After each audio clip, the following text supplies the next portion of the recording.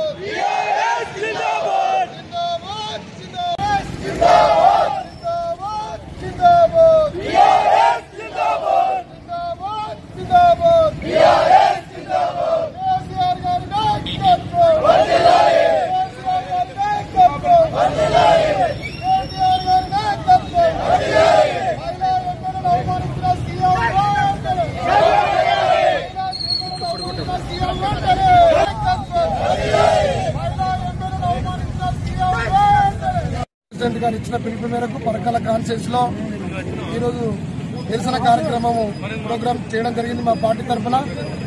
దయచేసి మేము చేయడానికి కారణము రాష్ట్ర ముఖ్యమంత్రి వర్యులు నిన్న అసెంబ్లీలో మా గౌరవ సోదరిమణులైనటువంటి ముగ్గురు శాసనసభ్యురాలను మరి ఆడబిడ్డలని ఆలోచన లేకుండా వారి నిండు సభలో అవమానం చేయడం జరిగింది.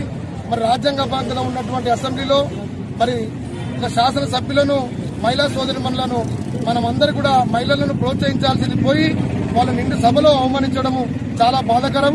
కాబట్టి ముఖ్యమంత్రి గారు మరియు డిప్యూటీ సీఎం గారు వెంటనే క్షమాపణ చెప్పాలని సందర్భంగా మేము డిమాండ్ చేస్తున్నాం.